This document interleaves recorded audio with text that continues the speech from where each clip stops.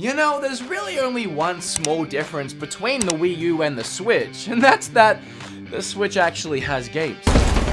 Whether you just picked yourself up a brand new shiny crisp Nintendo Switch for Christmas, or you've had one this entire time like I have, either way, we're all wondering the same thing, and that is, what games can we expect to play on this thing in 2019? I'm gonna break mine if I don't put it down.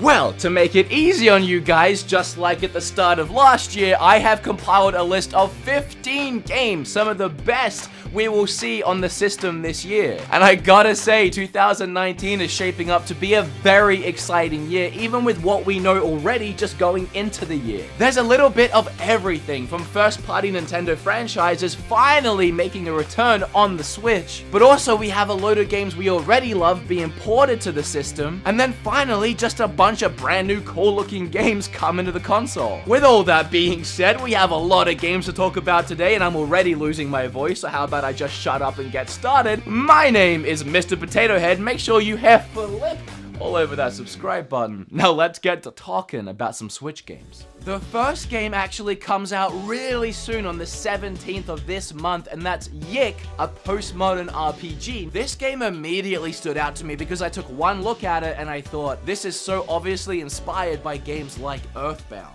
And I love that game. And sure enough, the more I looked into the game, the more correlations I started to draw between the two. Just like in Earthbound, where you use kind of unconventional weapons like a yo-yo or a baseball bat, in Yik you find yourself with similar weapons like a vinyl record. And then last year at PAX South, I actually got to play this game and it blew away my expectations. Very quirky, very unique, and you can tell a load of passion went into this game. And then the day after that, on January 18th, you can finally look forward to playing Travis Strikes Again. For those that haven't played the No More Hero games on the Wii, you're kind of in luck because this game is nothing like those games really. However, I do strongly recommend going back and playing those games. You owe it to yourself. Travis Strikes Again appears to be more of a spin-off title, adopting a gameplay style similar to Fury. And I love the characters and story of No More Heroes, and I absolutely adore the gameplay of Fury, so for me, this might be a perfect mesh. Either way, you can always expect greatness from Grasshopper Studios. They have made some of my favorite games,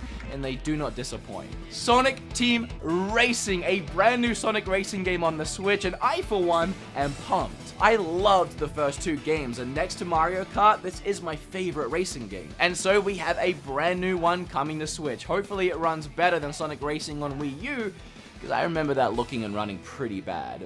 I don't think that'll be the case this time. Yoshi's Crafted World. I can't believe I'm still talking about this game as an upcoming title. I made one of these exact videos at the start of last year for upcoming games, and I put that game in that video because I fully expected that game to be out last year. Everyone did. But here we are, still talking about it as an upcoming game, although we finally have a release date. It's in March. And to be fair, as someone who has played a lot of the Yoshi games, it does look like one of the best ones. I really love the whole gimmick and mechanic of the game, allowing you to flip the world around and then play it backwards. So let's just hope it was worth the wait, and not only 5 hours long like Kirby was. Trials Rising releases in February, and I really want to show this game some support since it's published by Ubisoft, and Ubisoft goes out of their way to support Nintendo, and honestly I usually love Ubisoft games. Mario and Rabbids was fantastic, Zombie U was pretty good, Red still is a game. So while I will admit Trials Rising isn't something that I usually would play,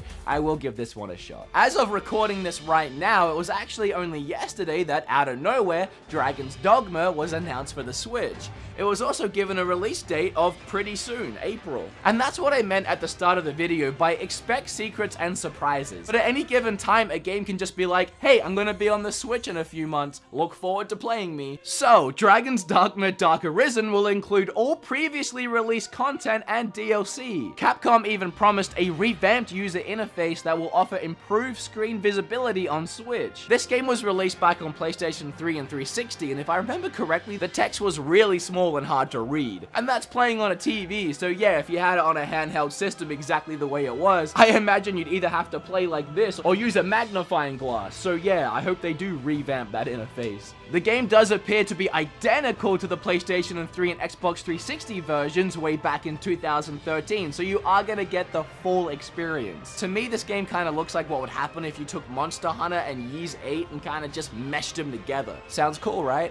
Well, get it in April then, I guess. I'm Mr. Potato Head.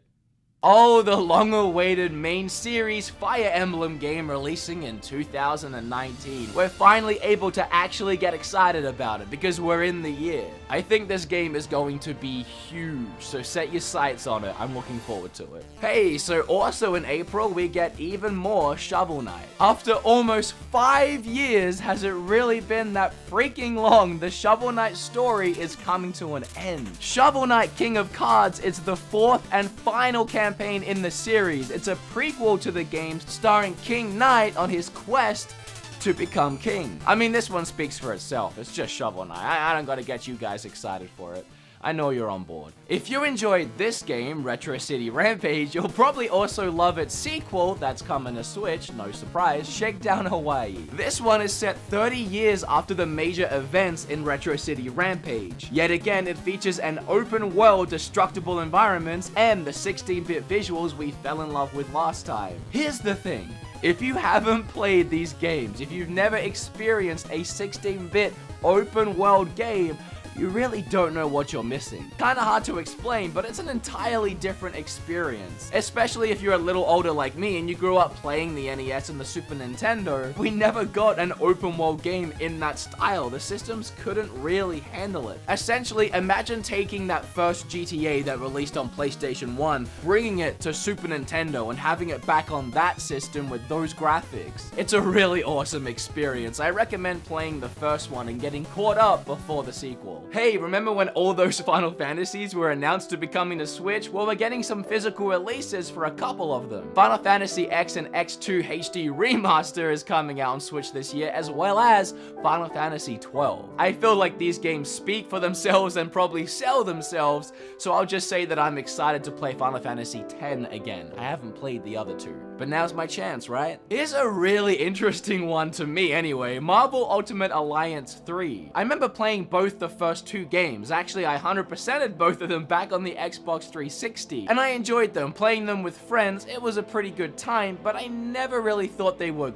amazing games. They were just okay. So I was never surprised that they didn't make a third one. But obviously, thanks to all the Marvel movies and the Avengers being so big, I get the line of thinking, it still just came out of nowhere for me. Nonetheless, it is being made and it's only on Nintendo Switch. It's actually a Switch exclusive, which is kind of even weirder. But I'm not complaining. I'll take Switch exclusives wherever I can get them. Look forward to Marvel Ultimate Alliance 3 exclusively on Nintendo Switch this year. So here's two really cool ones, and then we'll do a few honorable mentions, and then we'll go on to the last really big ones. You following me? Okay. We have Doom Eternal and Mortal Kombat 11. It's really cool that Doom Eternal is being ported to the Switch at the same time as the other consoles. Obviously, the first Doom, or at least the first reboot of Doom, found its way to Switch about a year after it was initially released. Panic Button is once again taking care of Doom Eternal on Switch. And then Mortal Kombat 11 is releasing in April. This is cool because we haven't seen a Mortal Kombat game on the Nintendo Switch system since the Wii in 2006. 13 years since Mortal Kombat has been on Nintendo, and I can't wait to get gory again on a Nintendo console. Okay, a couple special mentions. We have Wargroove coming out this year. I wanted to bring this to everyone's attention because I know a load of people have wanted another Advance Wars game.